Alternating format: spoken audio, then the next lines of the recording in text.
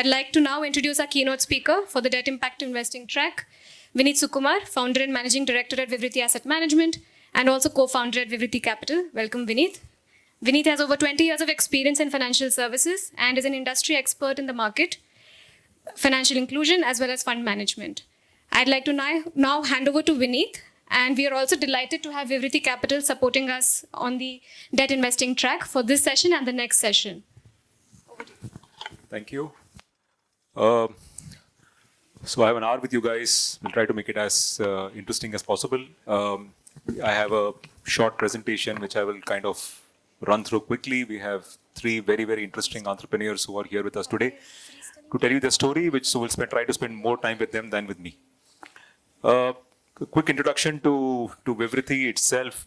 We see ourselves as more like a gateway to the India performing credit market, a space which has become increasingly very interesting in the last several years. And I'll spend some time in trying to outline why it is interesting, both for issuers and investors alike, and why it makes a lot of sense. So I'm trying to kickstart this off with a view of where global markets are on debt. And just as a disclosure, our focus is entirely on debt, which is what we'll spend the session on. Global markets today have kind of shown a lot of resilience in terms of how credit funds have built up in the last decade or so. Over $1.2 trillion invested in debt. Again, not news for many of you who track global markets. But what will be interesting is that the Asia's proportion to private debt is only 5%. Asia's proportion of equity is 30%. Right? Asia's proportion of global GDP is 35%. Right? These are stats that just show to go to indicate why a lot of effort needs to be done to make India and in general Asia private debt mainstream. Now, in the overall context of global markets, corporate bond markets are roughly $40 trillion. As you can see on the right side, the share of Asia and the share of India is really very small. And these are on account of specific fundamental issues that are plaguing the Indian markets, right? Now, it's not uncommon for you guys to hear about, to read about RBI and SEBI and many market commentators constantly speaking about why Indian debt markets have not deepened. We have made it our mission at Vivriti to do exactly that, and hence which is why we're here today. India is, we've hit fifth largest, fantastic, but a long way to go, as we all know. Broadly, the Indian corporate market is actually very, very, very severely disaggregated. India has more than two and a quarter registered enterprises. Our focus here today is going to be on a space that we call the mid-market. The mid-market is, let us say, broadly defined as companies with a revenue of $10 million and higher and south of AA-, right? So unrated, BBB, single A. That's a space that we are focusing on for the purpose of this discussion. This space contains 15,000 enterprises, right? 13,000 of them are actually EBITDA positive. This is something that will actually sound quite interesting and amazing to many of us in the room, right? That there is actually a space that exists which is significant, which has scaled, but form a very, very, very low share of debt markets, right? So India has a $500 or $600 billion debt market depending on exchange rate. The top 10 take 40%, right? AAA and AA take 96% of this entire pie, right? And as you can see on the chart on the right side, the AAAs and the AAs get far, far higher access to capital markets as opposed to the single A and the BBB categories, right? Now, the credit profile, however, is not bad at all. We have plotted this data for right from BBB minus going up to A plus. And by the way, all data so far is only public data. It's coming from a rating agency website. It's coming from Ministry of Corporate Affairs. The data tells us that in almost every category that we can see, EBITDA positive companies abound. And therefore, theoretically, should actually have a much higher share of loan and bond markets than what it seems, right? And not just that, the quality of credit seems to have improved in recent times. So the period over here ranges from 2012 going up to 2022. And the graph you see on the left side is what is called a credit ratio trend. It is simply the ratio of rating upgrades to rating downgrades, right? And look at the lift up on the right side. This is actually as we have come out of the menace of the pandemic, and look how the Indian corporate sector has evolved over this period of time, right? Again, all this data is limited to the segment I spoke about, unrated to A+. Now, the right side is where it starts getting very, very interesting for some of you in the room who are actually investors, right?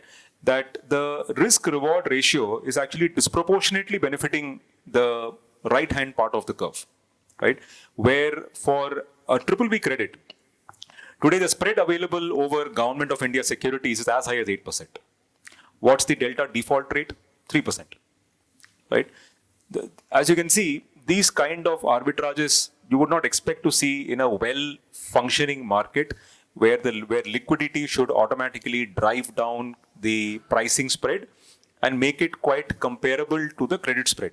But a very, very, very wide differential exists, right? So this is for all the issuers in the room. We need to bring this down, right? And for all the investors in the room, it's a very attractive spread that exists out there, right? The corporate bond market in India, which is like I said, a $600 billion market, needs a very, very significant amount of money. If we look at it from the perspective of the UN SDGs, the overall capital required is 2.5 trillion, of which possibly half of that should come from the private sector. And of that, at least half, if not more, should really come from debt markets. How much can we get from equity markets, right?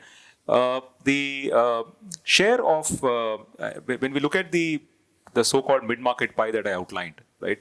This market in rupee terms amounts to roughly 7 lakh crores of outstanding debt. Now, 7 lakh crores of outstanding debt is actually equal to 50 crores per company or 40 crores per company, right? Seems like a ridiculously low amount, right?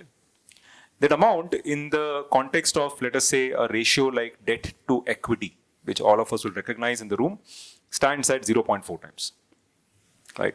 So again, I can go on and on and on. You know, we've done a PhD in this, but the numbers will just keep saying the same story. The extent of action required on deepening corporate bond markets is tremendous. The quality of the market is actually looking very interesting, and the pricing spreads are looking very interesting. Then why are people not jumping in, right? Now, some people have jumped in, right? Now, this graph is a very, very interesting graph that kind of we constructed with available data, right? On the x-axis is actually returns, right? Think about it like we start at 0 here, end at approximately 8% here, right? And on the vertical axis, we started at AAA rating and come to a AA somewhere here, right? That's the mutual fund universe. That's the large corporate bank universe. That's the public sector bank universe, right? Which operate at the yields between up to say 8% and up to say a AA rating, right? Now, in the last, ever since the alternate investment fund regulations came about in 2012, we have seen a series of credit funds also starting to build access to the so-called performing credit space. Where have they concentrated? For some reason, and the reasons are driven more by pools of capital. All of them are on the extreme right, right? To yields of 16%, 17%, 18%, 20%. These could be venture debt funds. These could be special situations fund. They could be distressed funds, right? Call them by any name, right? But if you talk to any fund manager, they will speak about a return of, let us say, 10% in dollar terms. When you bring that back to rupee, it becomes 16%, right? Or the rupee returns of 16 to 18% effective returns, right? Why has that happened? Right, a lot of that is driven by global market expectations of India. Right, for a long time, India has been clubbed together with BRICS. When you look at BRICS, I think if you leave B, R, C, and S out, only India is left, frankly, because I think Brazil is in poor shape, South Africa is in poor shape, Russia is in poor shape. China is not, but China is kind of shooting itself in its own foot. And as a result, credit spreads of India simply cannot be compared to the other four. Right? If you are investing in Brazil, of course you need 10, 11, 12% dollar returns. But if you invest in India, that does not seem to be the right number. And that's the message that we have been constantly putting out in the market. So, sectors that sound interesting. Now, clearly, financials. I don't have to say more about the space. I think everybody in the room will understand the financial services space very well. The need for impact, the need for capital, the kind of SDGs that the space is fulfilling, very, very, very clear, right? But today, we're going to spend more time on sectors that are also very clearly impact sectors, but we are not seeing the kind of allocation that we need from global pools of capital, right? Starting with healthcare.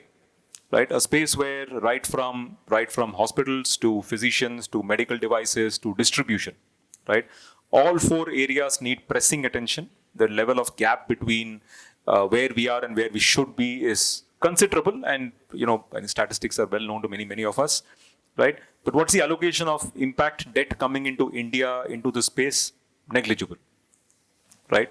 Agriculture, very clearly an area where we have seen the emergence of very high quality companies, right? Many of them feature in portfolios of Omnivore, Caspian, and many such organizations where, and substantially for equity positions and very slowly for debt positions as well, right?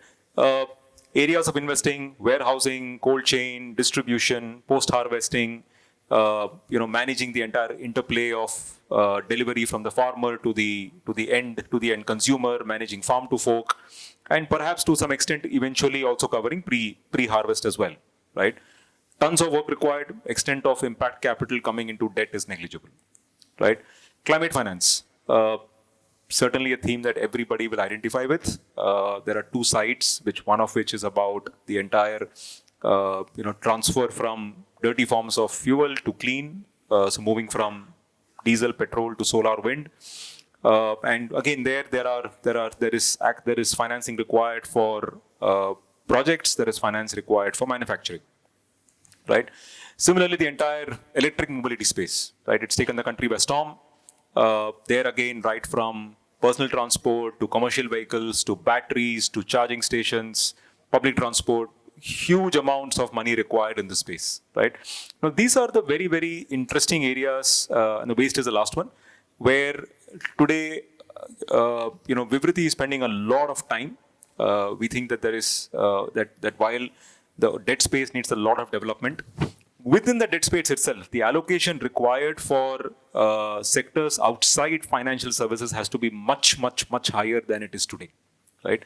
And when we speak to when we go through our discussions with some of the entrepreneurs in the room, you'll see what potential we see, right? That brings me to the end of my presentation.